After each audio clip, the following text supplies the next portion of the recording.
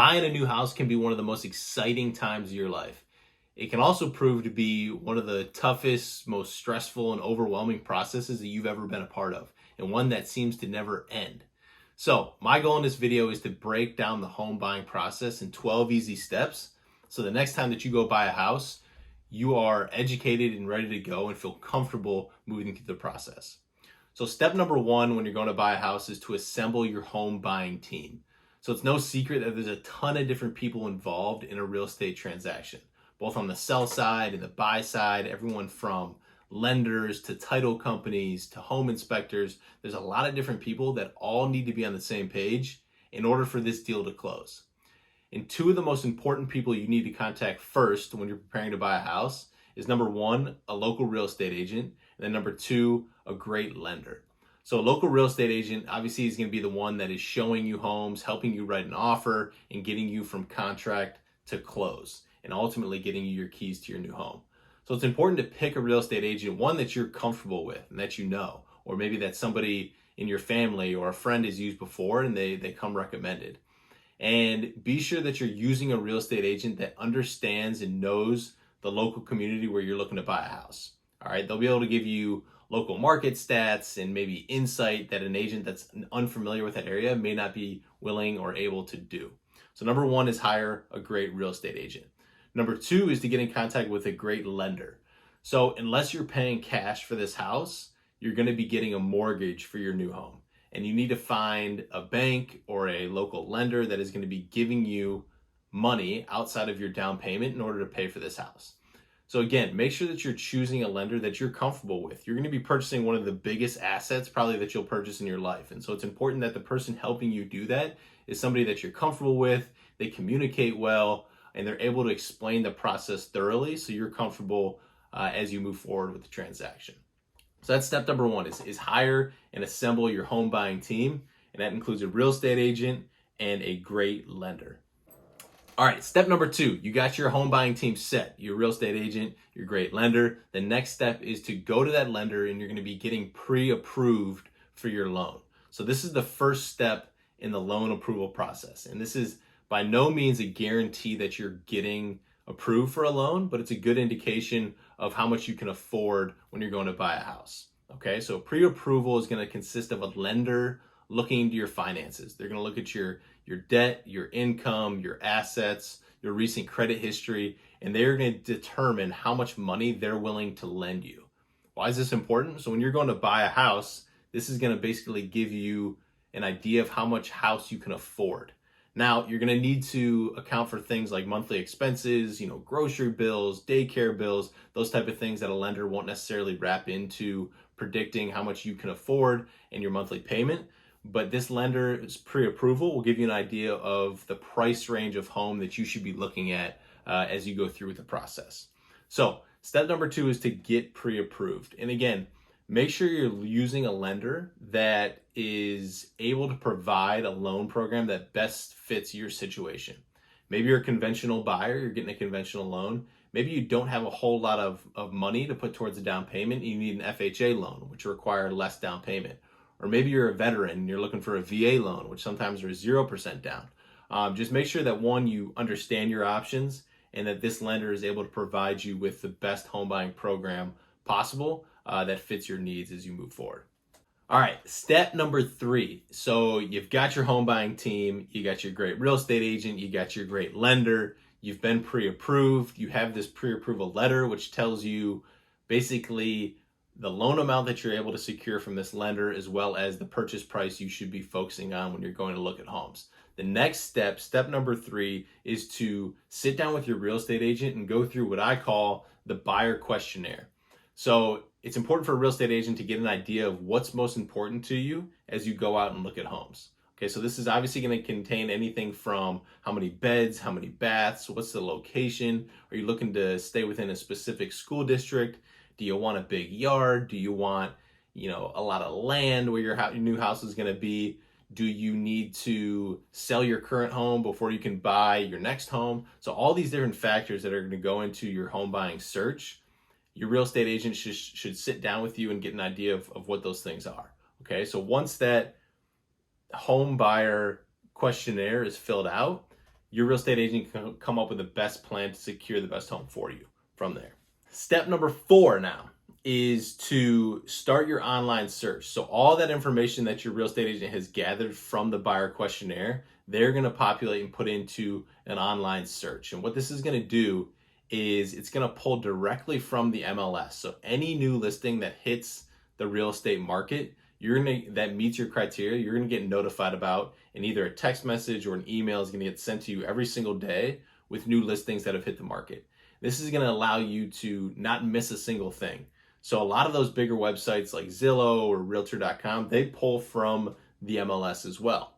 So your search is going to run right alongside the MLS. So as soon as something new comes up, you're going to get alerted. And especially in a competitive market like the one that we're in right now, this is going to give you the biggest and the highest likelihood of being able to get in there first to see the property. So that's step number 4, is to start an online search with your real estate agent. Step 5 is one of the most fun parts. Okay, it's time to schedule showings. And so you had your buyer questionnaire filled out. You got an online search that you're getting emails and texts about every single day. And finally, a few homes pop up that you want to go see in person. Now's the time to start scheduling these showings. Make sure you let your real estate agent know your availability, especially if you're looking to buy a house right now. It's important to schedule showings as quickly as you can in this competitive market. So let your real estate agent know which days and times work best for you, so that when a home comes up that meets your criteria, you guys can jump on it and go see it right away. And keep in mind, it's good to see a few houses. And I know it can be intimidating in a competitive market and you feel like you have to make an offer on the first house that you kind of like or that kind of meets your criteria. But trust the process and trust that the right house will come along. And don't feel like you need to make a rash decision without seeing a few homes. The more homes that you see, you may realize what's important to you, or what maybe isn't as important to you that you originally thought was. So I always advise my clients to see a few homes and get an idea for a few different types of homes before you start to go make offers. And that brings us to step number 6, which is to make an offer. So you come across the best home that you've seen yet, and you're excited about it, and you're ready to put an offer in on that house. What's going to happen next is you're going to sit down with your real estate agent and not only talk about things like purchase price and earnest money, but also you're going to evaluate the best terms and conditions that you should put in your offer to give you the highest probability of getting that thing accepted. Okay, so as a real estate agent, the first thing I do when a buyer of mine wants to make an offer on a house is I call the listing agent and I figure out what is most important to their seller clients. Okay, is it a closing timeline that's most important? Are they looking for an offer that has limited terms and contingencies revolved around an inspection? Is an appraisal gap something that they think they might need and that they want to see from buyers? So any information I can gather from the listing agent that gives us the highest probability of getting an offer accepted, I'm going to try to figure those things out, and we're going to do our best to put them in our offer as long as you as the buyer is comfortable with that. Okay, so step number 6 is to formally make an offer. Step number 7, offer has been accepted. So maybe it's your first offer, maybe it's your 10th offer. Regardless, you're excited. Finally, an offer of yours has been accepted by a seller and we're ready to move forward. Everyone's first instinct as a buyer when they get their offer accepted is they're overjoyed, right? They're ready to start popping champagne. They can't wait to paint walls. They can't wait to buy all their new furniture. They're going to have a housewarming party, all these things, which are great things to think about. And you actually should think about that. And you should be excited about your new house. However, there's a ton that needs to happen from the time that your offer is accepted all the way to getting to the closing table and getting you your keys. And this is where the work of a great agent really sets in and begins. So the next 3 things that you need to do after your offer is accepted are, number 1, deposit your earnest money. So earnest money is deposited well before the rest of your down payment. It is included in that down payment amount, but it's usually deposited within 4 days of a signed agreement. So within those first 4 days, you need to deposit earnest money with the title company. Whatever amount is written in your contract is step number 1 after your offer is accepted. Next up is to schedule your inspections. So if your offer includes an inspection contingency, so you wrote in there, hey, we want to do a general home inspection, you usually have about 7 days to get that done. And again, every offer is different and there may be a different time limit set in there, but usually in the offers that I write, we have 7 days to complete our home inspection. So it's important to call an inspector right away after your offer is accepted, because they are busy and they will be doing other homes. So it's important to get them scheduled and locked down as soon as possible.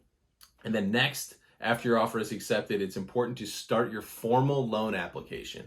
So you've got pre-approved for your loan, but now that you have a house under contract, you're going to start the formal application to getting approved for that loan. So you'll meet with your lender, or you'll talk over the phone, and they will give you steps that need to be done in order to fill out that formal loan application. And these are the most important 3 steps to take after your offer is accepted. And the quicker you can do these things, the better. I always encourage my clients to get these done the first day after your offer is accepted, and it just gives the seller confidence that this deal is going to get done. If you're dragging your feet and you're extending everything all the way to the final day of a deadline, or you're missing deadlines, you could run the risk of that deal falling apart. And also, it just makes the seller a little uneasy, and maybe they're going to be less likely to work with you if you're trying to negotiate things after inspection or something like that. And so it's just important to stay on top of it. Be on point as soon as that offer is accepted. Make sure you're knocking out earnest money, scheduling your inspections, and then also starting your formal loan application. Brings us to step number 8. So step number 8 is to complete that home inspection that I talked about in step number 7. So usually, like I said, we have 7 days to get this home inspection done. So we're going to get the home inspection done. And then usually, unless there's other terms or contingencies written in your offer, after you complete a home inspection, there's really 3 ways that you proceed after the inspection. Number 1 is you take the house as is. You were pleased with what was found or not found in the inspection, and you want to make no changes to the original offer terms and conditions that you agreed upon with the seller. So that's step 1, is you move forward as is. Step 2 is you ask the seller for some sort of either credit at closing or price reduction, or maybe you ask the seller to fix something that came up in the inspection that you weren't anticipating, or that you didn't see or weren't able to see during your first showing before you made that offer. Okay, so that's option number 2. Then option number 3 is maybe some items that were so big you were uncomfortable with came up in the inspection, and you're not comfortable moving forward in that transaction. What usually happens is you will provide that information to the seller and say, hey, there's a huge crack in the foundation wall that wasn't able to be seen during our showing. There's water coming in. We're not comfortable moving forward and taking on such a big project. Okay, then usually what happens is you guys would part ways. That deal would fall apart. Earnest money, in most cases, not all, it depends on the situation, would likely come back to the buyer. But those are the 3 things that happen after inspection. Either you move forward, everything looks great. You move forward after some negotiating, either on purchase price or maybe a credit, or you back out of the deal altogether because you weren't comfortable with what came up in the inspection. But that's number 8, is to complete an inspection and then complete what's called the removal of contingencies, or the ROC, which is a formal document included in the offer that now eliminates or takes away that inspection contingency, either altogether with no questions asked, or based on new terms that are agreed upon, which are those seller credits or reduction in purchase price or something like that. So inspection is done, you sign the ROC, now we're ready to move forward with the rest of the contract. Brings us to step number 9. So one of the other big hurdles that needs to get crossed throughout the transaction after the inspection is done is the appraisal. So what's an appraisal? Appraisal, in short, is just an opinion of value. And appraisals are important because the lender is the one that is going to be scheduling and sending out an appraiser to evaluate the property that you're trying to buy. And all the lender is trying to do is trying to verify that this house that they're going to be giving you a substantial amount of money for is worth whatever it is you're trying to buy it for.